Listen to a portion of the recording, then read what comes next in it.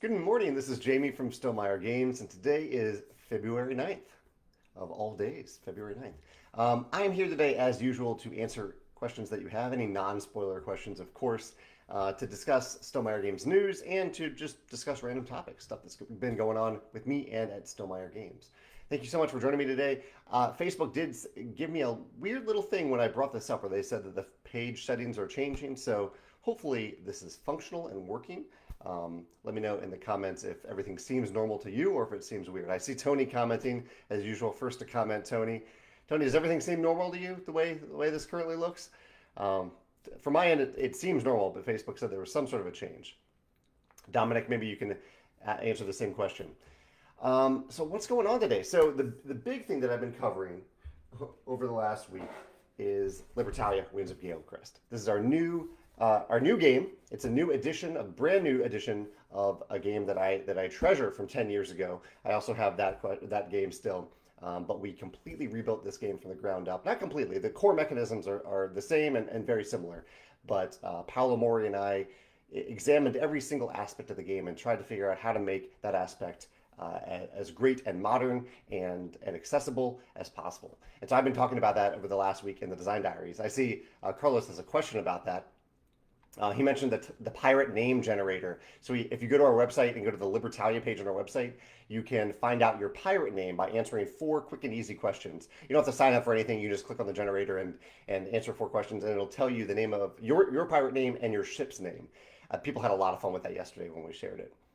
In today's post, what did I talk about today? I talked about the treasure chest dials. I'll hold these up real quick. So I talked about the treasure chest dials, which you can see that they only really spin when you tell them to spin. They don't, like, batting at that. They spin when you tell them to spin. So we made them pretty tight here on the treasure chest dials. The way these work in the game is that in a game of Libertalia, you play 3 voyages, 3 rounds, and at the beginning of each round you have some doubloon coins, and I'll show those. So in the game we have cardboard coins. However, we are also going to offer custom metal doubloons along with the game, and so you get some doubloons at the beginning of each round depending on your reputation level, and then you spend and gain those doubloons during the round. Hopefully you'll gain them, hopefully you won't lose many, and then you account for them and you get rid of them at the end of the round by putting them into your treasure chest, and then you get rid of those tokens and you start over with new tokens for the new round.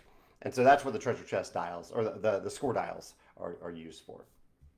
All right, Carlos, you did have a question there. You said in a post you talked about the spoilers for this game and how you wonder and that I wonder how other industries manage spoilers. Yeah, so this was one of the blog posts I posted last Thursday about how we don't talk about spoilers, and just kind of a general request, as you might have seen from this livecast, that if you're asking about something that we haven't talked about yet, that's something that kind of puts me in an uncomfortable position. It puts companies in an uncomfortable position. Like, it's great for you to show your passion for something, but yeah, it just kind of creates a little bit of awkwardness. And specifically with Libertalia, what happened was that we registered for the trademark, and people started talking about information that they thought they knew about what we were doing with Libertalia. They saw that we had registered the trademark for the word Libertalia, and they started kind of saying things that we had, like, acquired Libertalia, or that that we were reprinting Libertalia, and those are all like half truths. Like, yes, they're partially true,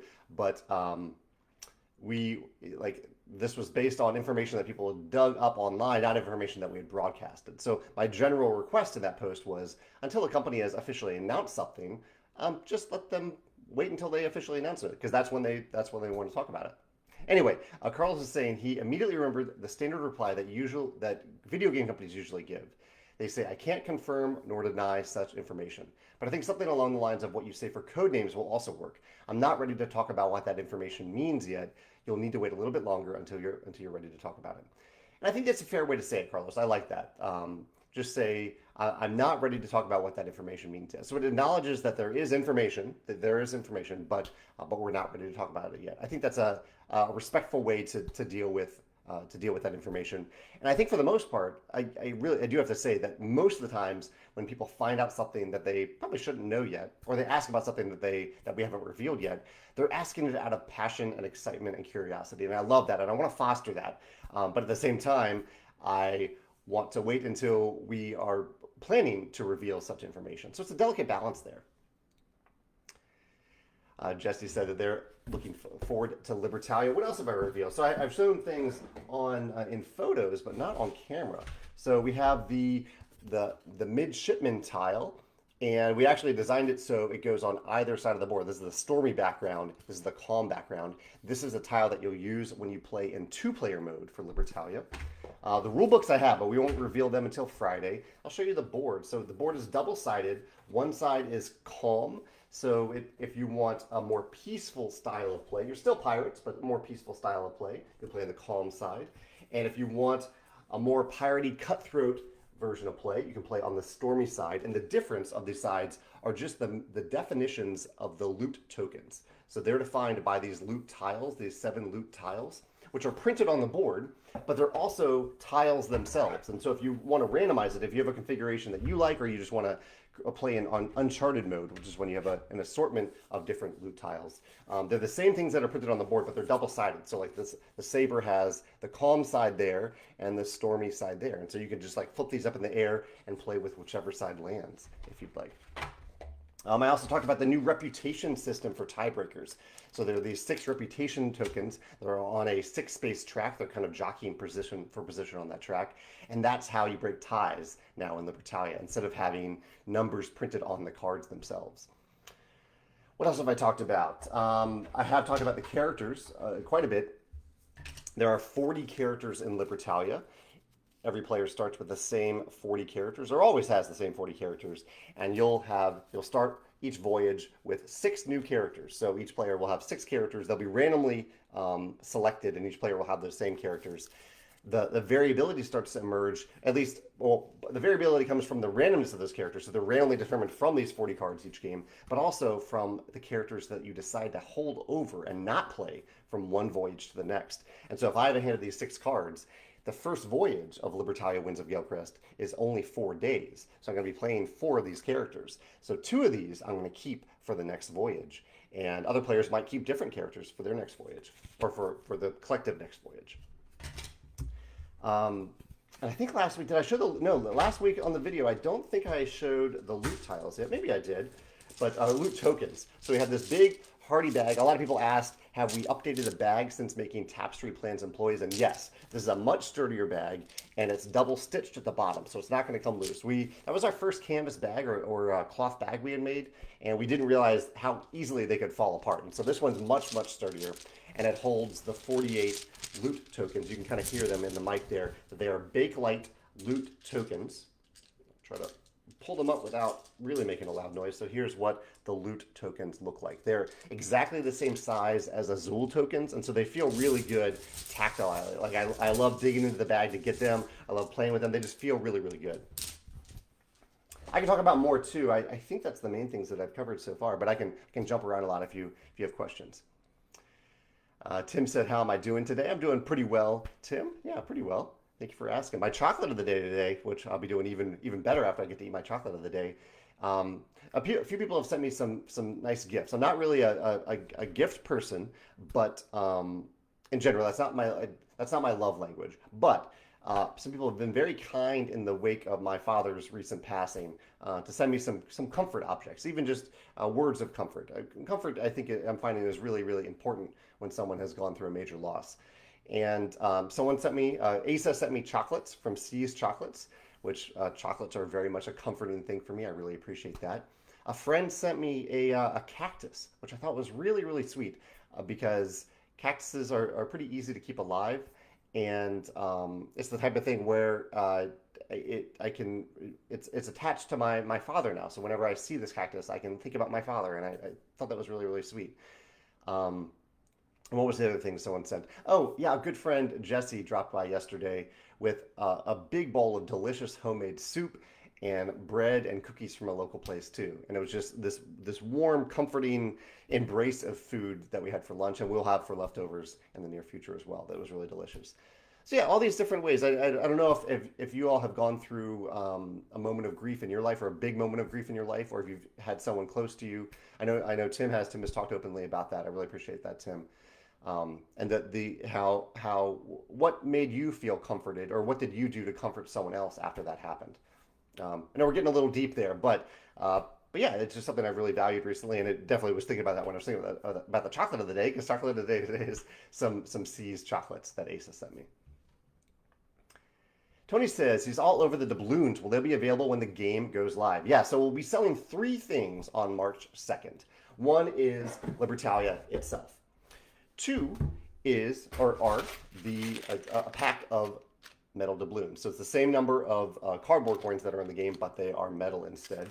And 3 is, let's see if I can have it handy. No, I don't have it particularly handy. But 3 is the promo pack for Rolling Realms for Libertalia. So there is a Libertalia realm that we have made. Donna says that she thinks the board and the components are really beautiful in Libertalia, and I really appreciate hearing that. That's good. It's good to hear. I know it's been somewhat contentious about the very different, kind of the brighter style that we went with in this game. It's still very much a pirate game in terms of what you are doing in the game and the actual theme of the game, but it's a different setting than the original. And I think it's important to remember, for those of you who really do like the original art style, that the original game still exists. It's still there. It'll be, I think it's, even though it's not being printed, I think there'll be ample copies available since we are releasing this new version. So if you really like that original Pirates of the Caribbean art style, that game will continue to exist. I'm just excited about all the new things that we did with Libertalia. And tomorrow I'm really excited to showcase the solo mode. There was a very robust solo mode in this game, including a separate rulebook and a big deck of cards just for solo mode play, or solo play. A lot of people joining us today, some friendly faces and names here. Robert says he doesn't quite understand how and when the dusk and evening phases work. Is that a spoiler? So there are a couple different phases in Libertalia. There's day, dusk, night, and anchor abilities. Those first 3 happen every turn of the game.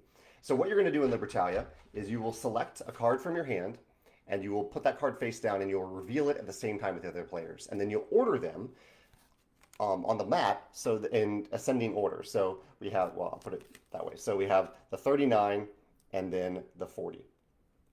And you'll activate their day abilities. You can actually see these 2 cards happen to have day abilities. So you'll activate the day abilities first. So this one has a day ability, then that day ability will activate.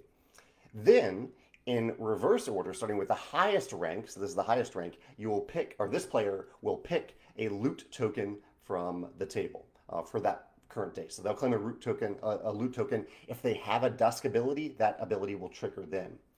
Then your character, if it's still alive, because there are certain things that can happen where the character won't make it. They're not dead. They just wander off for a little while. If they're still alive, you'll claim that character back. You'll remove it from the island and put it back in your ship. Once all players have done that, that's when evening happens, or that's when night happens. Sorry, and at night, that is when any characters with night abilities trigger. Let's see if I can find one. Yeah, so here's the barkeep. The barkeep at nighttime gains $1. And so if you play a character with a night ability early in a voyage, it means that there's going to be multiple nights where that ability might trigger. So there's a little bit of engine building there. Do you choose to play this character really early, even though there's the risk that there might be an ability that makes you lose this character at some point? That's a lot of the decision making in Libertalia. Barkeep also has an end of voyage ability. Let's see what this one says. It says gain an additional $1, one doubloon, for each of your barrel tokens. So barrel tokens are a type of loot token. So if you have the barkeep, if you play the barkeep early in the round, you're getting $1 every night of that voyage. And at the end of that voyage, you'll gain $1. So it gives you kind of a little goal for that round. Collect some barrel tokens because you're going to get extra doubloons for doing so. Did that help, Robert? The game is very close to me, so I haven't had to explain it in a while, but hopefully that helps. I'm happy to clarify that in any way that's helpful for you. Tim says, if you would have announced Red Rising as soon as you started working on it, you would have had people asking you for updates when there was so much work to be done over the years. Some projects don't get finished. People need to wait until the time is right. Yeah, Tim, I didn't even talk about that, but I love that you said that because you're absolutely right. This happened with Charterstone, actually.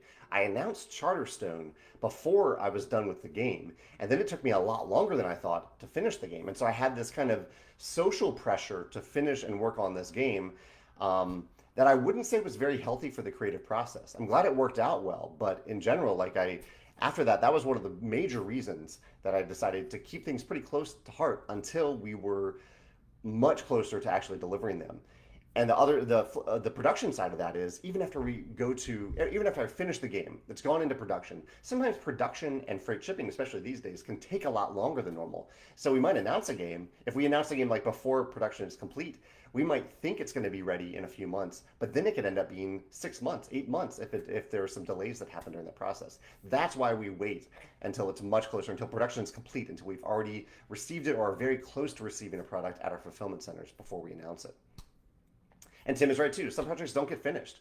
I am working on multiple games right now that are taking much longer than I thought, and I don't think I'm going to give up on any of them. But it's certainly possible for any of these projects that they just don't get finished. That we move on to things that are working. Gareth says, will the re-implementation include a variant to play the original version of Libertalia? No, I mean this is a new product, and we're not looking for compatibility for the original Libertalia. However, what I can say is there are certain things that we've added to this expansion, or not this expansion, this game, this new edition, that certain concepts that are not, that could be ported over. So if someone really loves the original Libertalia, they don't want to get this version, but they like the rule that we've added to this version where you start with 6 cards at the beginning of the first voyage, and each voyage, instead of 9 cards and then 6 and then 6 in the original version, they could play with that rule in the original one if they wanted to. So there are things like that. They could probably buy the metal doubloons if they wanted, that type of thing. The reputation system you could probably mock up. So there are like things that you could essentially copy that we've developed and enhanced this version of Libertalia with that you could port over into the original Libertalia. But I should focus on the word you. You could do that. We are focused on that game that we actually made, not a game that we didn't make. Yeah.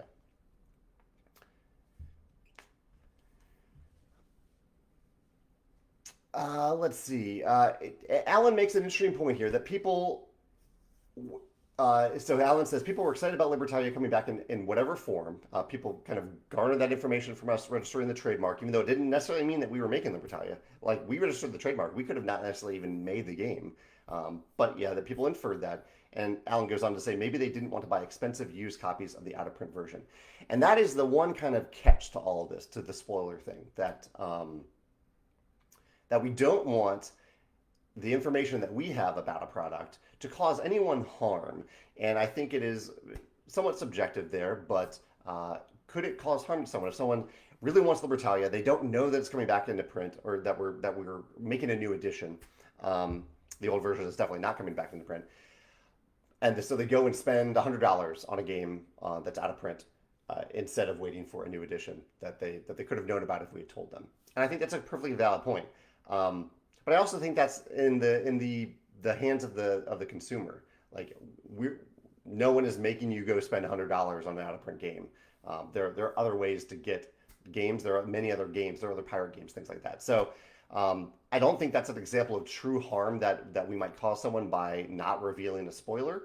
But I think it is something. I think it's a valid point. Something that we should keep an eye on if we ever do something like this again. Tim says, can we get a couple of these bags to purchase for Tapestry?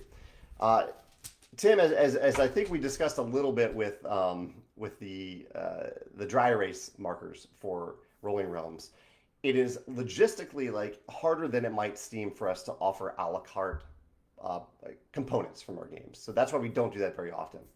What we can say is that if you have a damaged bag for Tapestry plant employees and you ask for a replacement, the bags that we're going to replace it with aren't going to be, they're not, I don't think it's this exact bag, it might be a slightly different size, but it is the same material, the same double stitching. We now have better bags to replace those Tapestry plant employees bags with. So if you have a damaged or unfunctional Tapestry plant employees bag, just fill out the replacement parts form and we'll send you a replacement. That is better, a better version of that bag. Chad says, honestly, I really appreciate that you keep an air of mystery when people ask about your games. You're one of the few game publishers that do Q&As and actually answer questions. So you need to give half-truths now and then to keep the surprise intact. That's true. Like that's part of the kind of the social contract we have here, that I have these open Q&As. You are free to ask questions, but you have to also give me the freedom to not answer them or not answer them fully. I want to be transparent at all times, but there are certain times where I just am not ready to answer a question. And hopefully we just have the mutual respect when you opt into these live streams that I may not answer all questions. I'm not going to lie about anything. Absolutely not. Um, uh, but uh, but yeah, I may not be ready to give an answer yet for a question. Jeremy says, when can we expect playthrough videos? So yeah, so this Saturday is the first day that that the media can start to share that type of content. They can share what the game is. They can share an unboxing. They can share a playthrough, things like that. And then a few days later, on the 15th, I believe, yeah, on the 15th, reviewers can talk about their opinions. They can talk about their opinions for the game. So yeah, you'll start seeing reviews then. Maybe not all of them won't be on that day. You'll probably see them trickle in over the next few weeks, but you'll start to see them then. And actually, why I say that, the 15th is the day after Valentine's Day. I'm curious what you all are doing for your Valentine's Day gaming, if gaming is involved in your Valentine's Day, or if you care about Valentine's Day at all. I think Megan and I last year, we might have played Fog of Love. This year, we'll have to pick something slightly romantic, but not Fog of Love to play. I think it's not on my shelf right now. I think I'm letting a friend borrow it. Miles says, "Where's that #1 tag?" So Miles is a friend, the artist of one of the artists of Red Rising, and the cover artist of Rolling Realms, and he happens to be one of my disc golfing friends here in St. Louis. And we played in the snow. Miles, me, and Paul, another gaming and disc golf crossover friend. We played in the snow, heavy snow. Snow on the ground. It wasn't actively snowing on, what was it, Saturday, Sunday? The past weekend we played. And I somehow, apparently am better at disc golf in the snow than I am when there's no snow. I think partially because the discs don't roll at all. They just kind of stick in the snow. And I somehow won. I won for the day. And we had this kind of little tag system among our friends where if you have the best score, you get the #1 tag. And so for the first time ever, I have the #1 tag right now. It's in my car, Miles. I don't have it with me right now. But I'm sure I will lose it quite soon when the snow melts and we play again. But for now, I'm very excited that I had that #1 tag. Blake says that he loves my shirt. What's my favorite Scythe faction? And I scrolled past Blake's. I scrolled past some very heartfelt comments here. I don't mean to skip over them, but I'm reading them. But there's some really neat comments about loss and grieving, and I will read some of them, but not all of them, I don't think. Blake says, "I love your shirt. What's your favorite Scythe faction?" Yeah, so this is the Albion faction from the Invaders from Afar expansion for Scythe. And what is my favorite? My general answer for Scythe is my favorite faction is the ones that I haven't won with yet. There were a few of them. I haven't won with Saxony. I don't think I've won with Togawa. Yeah, so it's kind of the ones that I've lost with that I haven't played the most. But if I had the default one, if I just want to like sit down and relax and play a game of Scythe, I would generally go with Polania or the Nordics. I like both of them. Stan says, why not identify 296 millimeters by 296 millimeters by 70 millimeters for the box size to accommodate most people in the USA? Stan, yeah, we work in metric, and it's pretty easy to convert. I would suggest just converting to metric to get a feel for that. But that's the standard. That's like the standard game box size. I understand that you want it in inches too, but we don't work in inches. Yeah, we're down to millimeters. Tim says, Stomar Games helped me through his grief when his mom died. He said it started with Scythe the night his mom died, and he's on episode 5 of Rise of Fenris now. Still one of his favorites alongside Tapestry. Kevin says that he says this with every release, but I'm happy to repeat it. He says, I love the Stonemaier model of releasing games, announcing them, showing them off, then releasing them a month or so later. I wish more publishers did it this way. I love it too, Kevin. I'm glad you do. Yeah, it's like the biggest reason that I haven't returned to Kickstarter, I think, because I just love how short that gap is. We announce that something exists. We announce what it is over the course of a couple days. So you get this kind of feeling of stretch goals. And if you don't want that feeling, if you don't like that, you can just wait a few days and then everything is fully revealed. And then a few weeks later, we have the pre-order. A few days and a few weeks later, we ship it to people. And then the retail release date is usually a few months after that. But yeah, so it's just such a tight gap between when you can start to anticipate something and when you can actually have it in your hands and play it. I just love it. So that's why we keep doing it. And we incur a lot of risk by doing that, but that's okay. That's the risk we incur as a publisher. Bart says, thanks so much for supporting local conventions. Thanks, Bart. Yeah, you might be referring to our print and play, or not print and play program, our play and win program that we use. where we ask conventions around the world really to, if they do a play and win section, which I'll describe in a second, if they do a play and win section, we are happy to support it. We can't support every convention. It's not an obligation, but it's something that we like to do. It's good marketing for us, and I think it's good for local conventions too. But the core of the play and win system, if you're not familiar with it, is that a convention gathers a bunch of games, usually newer games, but sometimes they can pull in older games, into an area of their convention where it's called the play and win section. Anyone can check out those games if they're at the convention. They can play the games within a few hours and return that game. And everyone who played the game, they can write down their names on a little piece of paper, or enter it in a system. Geekway has a really nice, robust digital system that they use. And at the end of the convention, or near the end of the convention, a person is drawn, a name is drawn for each game that's there. They draw a name for someone who played that game, and that person wins the game. And so it's an amazing system because it means that you get to try out these games, you get to see what you actually like or not. And if you don't like a game, you just don't write your name down on the sheet of paper. But if you do like it, you have the possibility of winning it. And if you don't win it, then you've had direct exposure to it. You've played it. You know the game now. And so for the publisher perspective, for marketing perspective, you're more likely to buy it, to check it out again. So it's kind of one of these beautiful win-win-wins for the convention, for the attendees, and for the publishers. And we'd love to support that.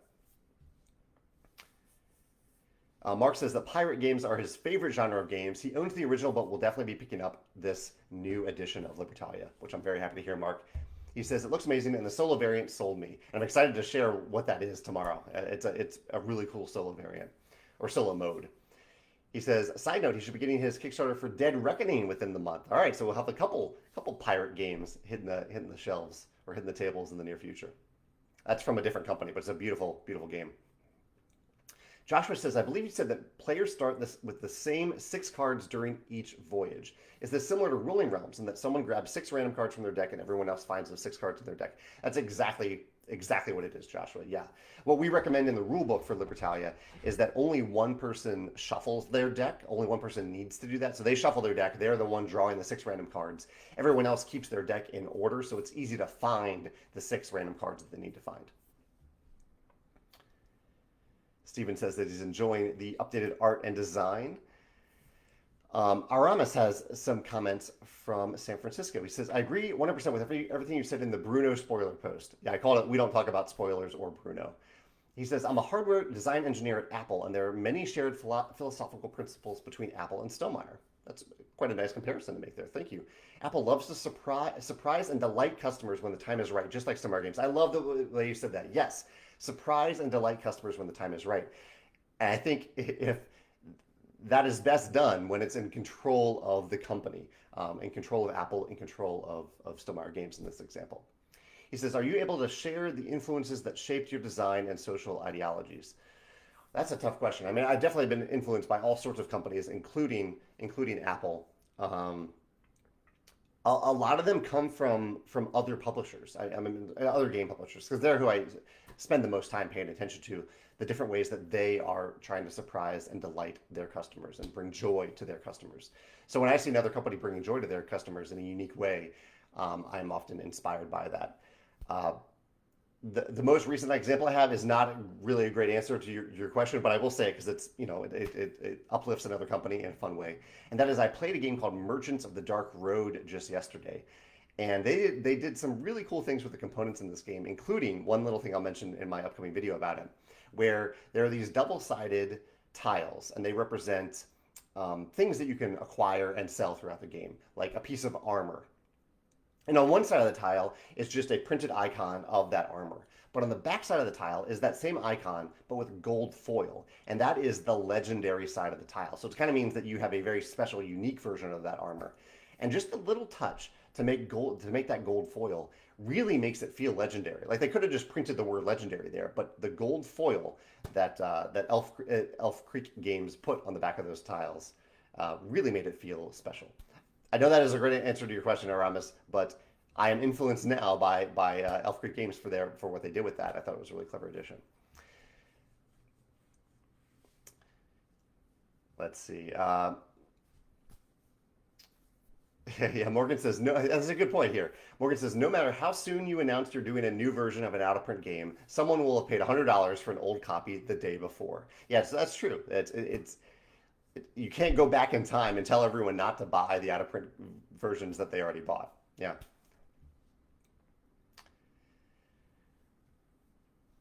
Jessica, I forget the question that Jessica's answering here, but she says that Rolling Realms and Seven Wonders Architects were both Christmas gifts. But I can't remember the question that you're answering there, Jessica. So feel free to let me know what question that's answering. Um, so Alan's pointing out. So I saw so many threads about people saying Stonemaier Games acquires Libertalia, Stonemaier Games is reprinting of Libertalia, and I chimed into one of those threads to say that Stonemaier Games was not reprinting Libertalia, which we have not done. We've made a completely new edition of the game, but I now know that people interpret the word reprint in different ways. I think it's pretty clear. A reprint, like we reprint viticulture all the time. We tell the printer to make more of it, to reprint it. But I think people have different interpretations of the word. Now I know that. And so what Alan is saying is that I should have either not said anything or said something more similar to the answer that Carlos shared earlier, where I could say, hey, I hear that you have that information or you have some information. We're not ready to talk about it at this time. And maybe I could confirm that we have trademarked the word Libertalia, which is the only information that was actually available at the time. Justin's here. He says, I'm meeting for the D&D campaign I run tomorrow for the first time in a while. I wanted to see if you had any thoughts about how to pull players back into a game when it's been a while. I do have a recent thought about this, Justin. I don't know how well it applies to D&D, but I recently played through Role Player Adventures, which is not a role-playing game, but it was my favorite game of 2021. And one of the things I think the game did really well was that before you started each game, basically the big picture is the game did a really good job of reminding you of what you've already done and what you've already been through. It did it in a couple ways. Like whenever you start a new scenario, the scenario doesn't just start saying, hey, now today you're doing this. It also reminds you, hey, here are a few important things that you've already done. Remember those. Like you've done those things. Just in the narrative text, it reminds players of those things. There are also these things called title cards in the game in Role Player Adventures where the story text on the card reminds you about how you got those title cards, which is really helpful because you end up getting a big stack of these cards. You might forget how you got this certain title for doing this certain thing. Anyway, the point here, Justin, is my recommendation would be to remind players of the important choices they've already made and remind them of what they've already been through as it applies to what they're about to do. I think that would be really helpful for you to do as the DM. Yeah. And I'm saying this as someone who has not played role-playing games in a long, long time, but hopefully that might be applicable. Tommy says, oh, I asked about Valentine's Day. That's what Jessica was answering. Okay.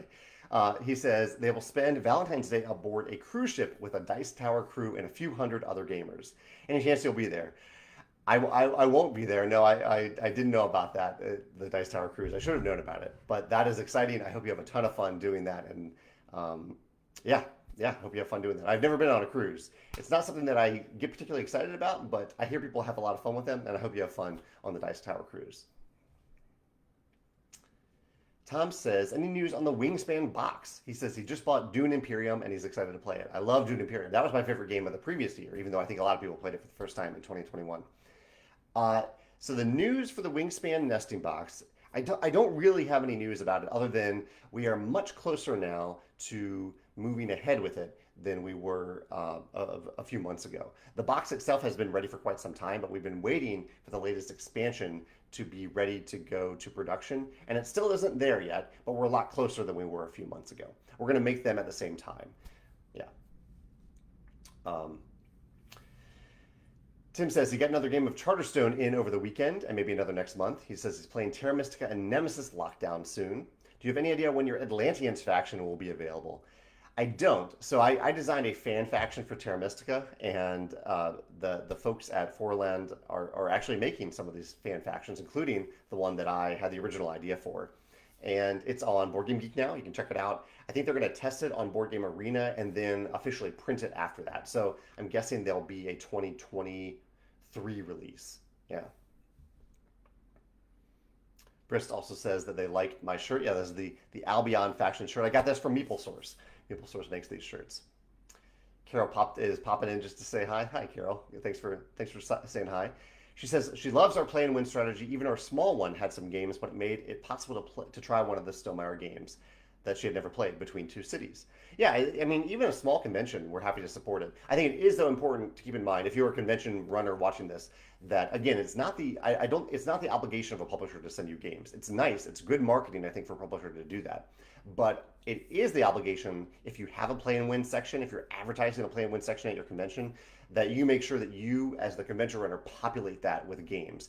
Part of that is soliciting them from publishers, like on the Google Doc that we have. But part of that might mean going to the local game store and saying, hey, can we buy some of the games here that people are talking about a lot, that people want to play, to stock in our convention? It's, conventions are a little business. It's a small business that you're running over the course of a weekend and much longer.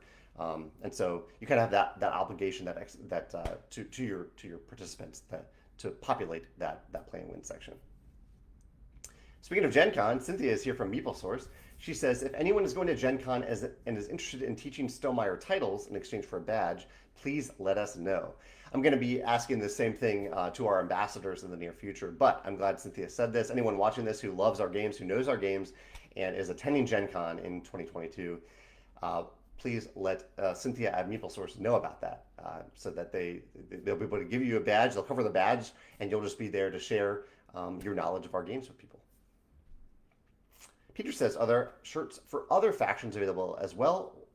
And who are they available for? Yeah, so MeepleSource sells shirts, I think, for all Scythe factions. Cynthia can confirm if she's still reading this. But yeah, go to the MeepleSource website and check out any of the, so you can pick your favorite faction, your favorite color, and get a shirt for that faction there.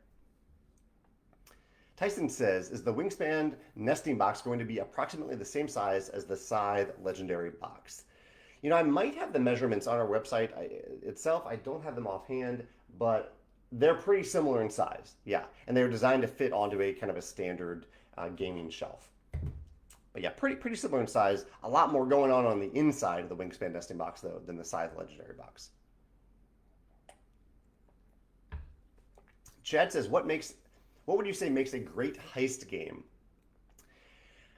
It's a little hard to say. I know what makes a great heist movie or a great heist book based on watching them, but what makes a great heist game? I think of Caper, which is a very, very recent game, and then Burgle Brothers is one of my favorite heist games. And Clank, actually. I would call Clank a heist game. I don't know. I think a great heist game has to have tension. It has to have some tension of timing like Clank does. Like, what is the right time to how big of a treasure am I going to go after so that I can actually escape? So there's like the plan to go in, how you're planning to go in, how you actually go in and get the thing that you want or the things that you want, and how you actually get out. There is the trope in many heist movies of like putting together the team and assembling the team.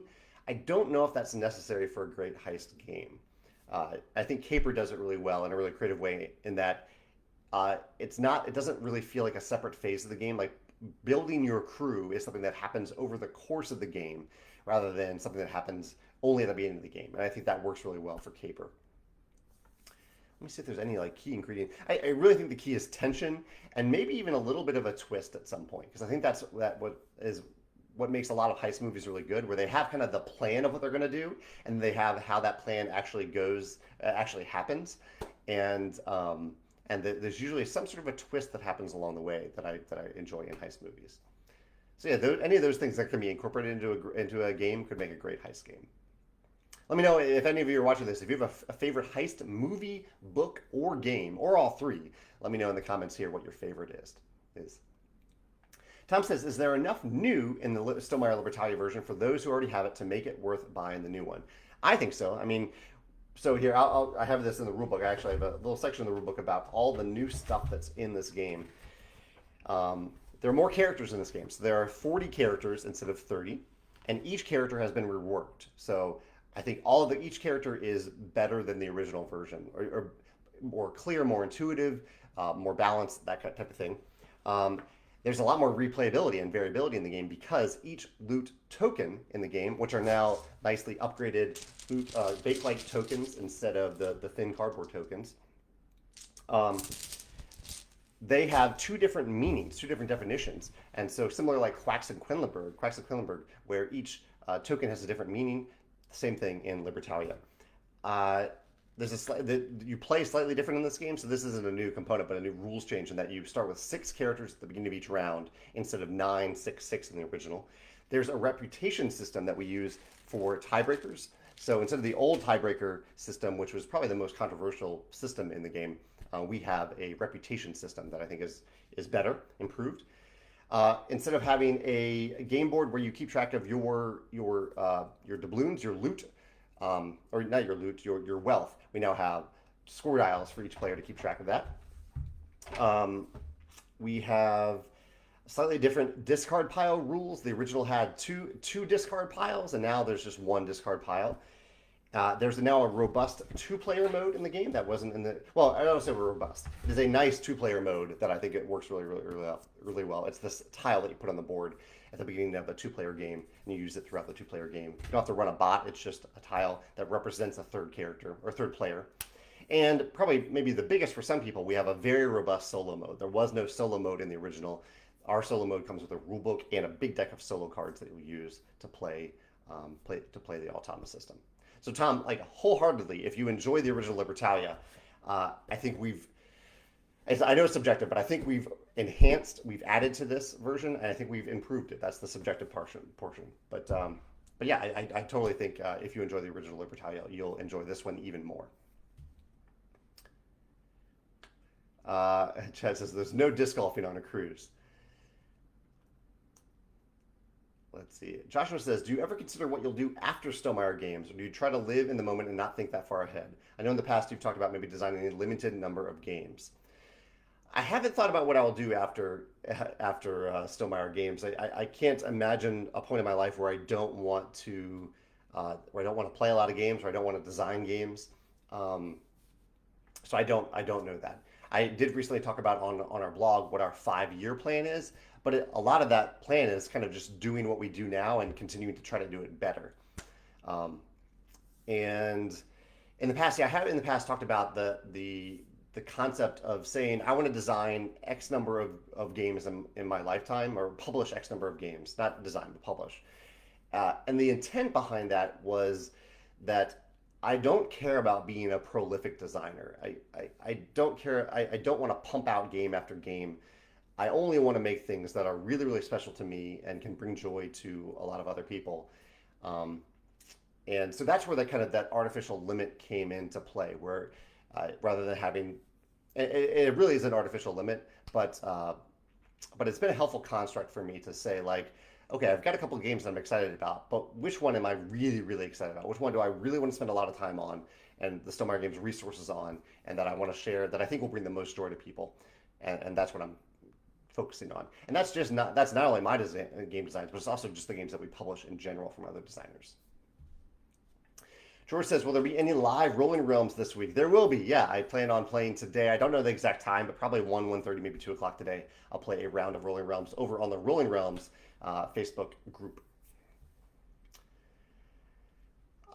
Before I get to other questions, let me see. I have a few other random topics here. Actually, I'll do questions first. I'll come back to my random topics later. Let's see. Nick says, what are my thoughts on app-assisted games like Mansions of Madness, Chronicles of Crime, Forgotten Waters, for example?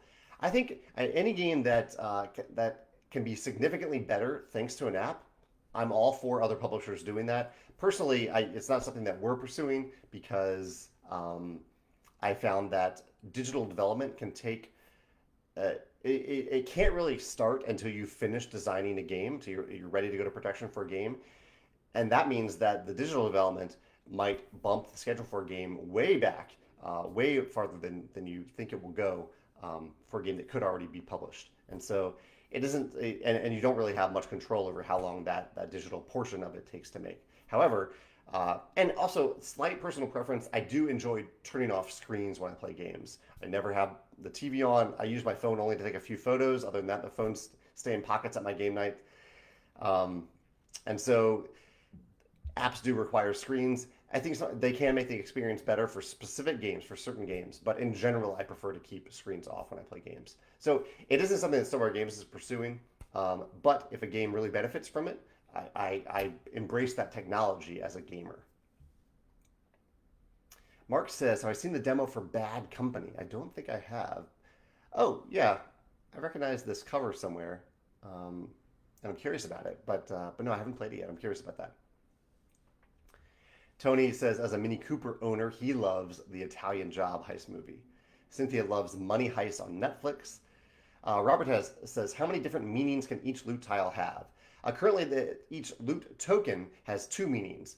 They're on both sides of the board. They're the loot tiles, so two meanings. But the combinations, there's quite a few combinations. I haven't calculated how many combinations, because if you have like the calm tile for the relic, and you have stormy for all the other tiles, that's one combination, and then you could have calm for two of those tiles and then stormy for all the rest. So some different combinations that can come into play there. Sarah loves the heist game called Infiltration. I haven't heard of that game. I'll have to check that out. Tom says, will there be a special version of Libertalia with better pieces like you have with Red Rising? You know, for Libertalia, we just wanted to make one version with the best possible pieces out of the box. And so every piece in the game is enhanced to what it would be in a deluxe version, except for one, and those are the metal coins. And we did make metal doubloon coins, and they'll be a separate add-on. So you're basically getting a deluxe game out of the box for Libertalia, and then if you want the metal coins, you can add them on our web store. Yeah. Let's see. Tim says he loved how the Nemesis Lockdown rulebook differentiated old rules from the original to save people a lot of time if they already know the core game. I think that's really clever to do. I really like that. Yeah. Sorry, Facebook scrolled past a question here about weight. Here we go. Jesse says the weight on BGG is under a 2. Do you feel that's accurate? Is this a gateway game or gateway plus? I would say Libertalia is a gateway plus game.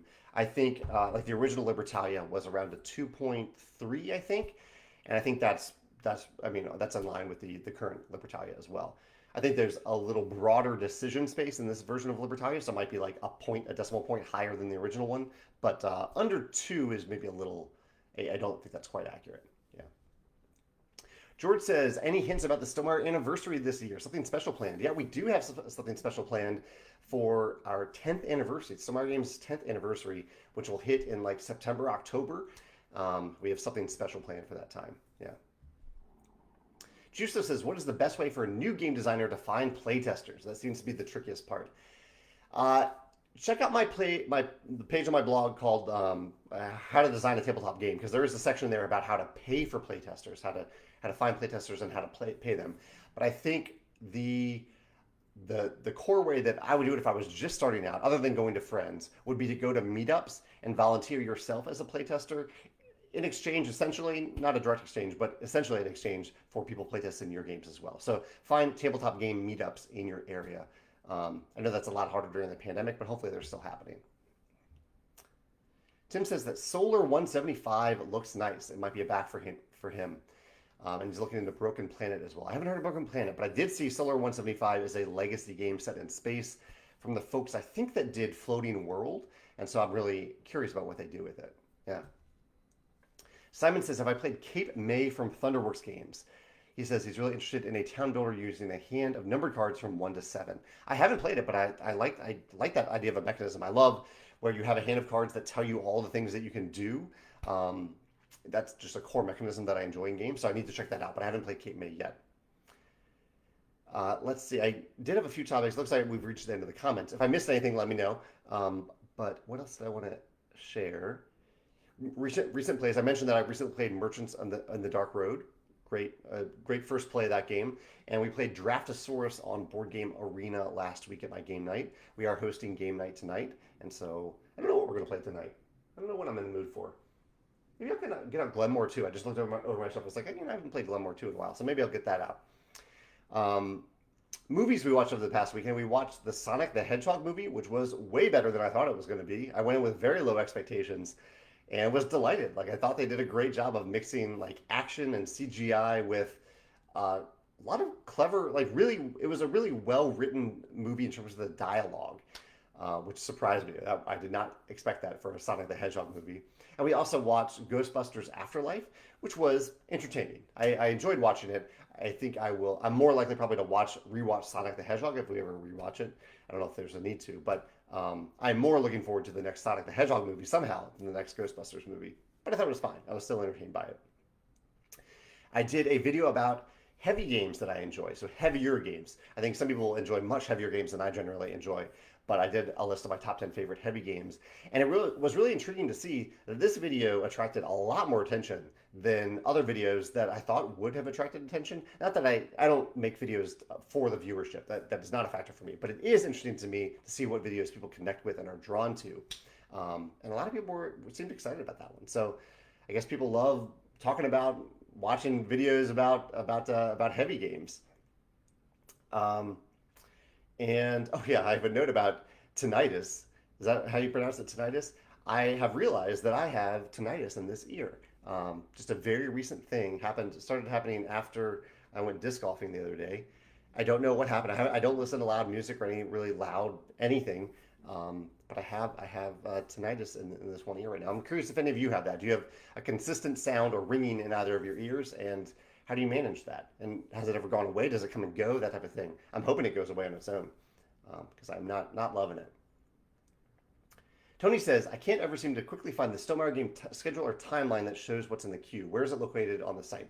It's in the news section of our website. I'd love to make that more intuitive for you, Tony, because I agree that news isn't entirely intuitive. I guess the one way to think about it is we always share that image in our newsletter. And so if you go to the news section of our website, you'll find it there.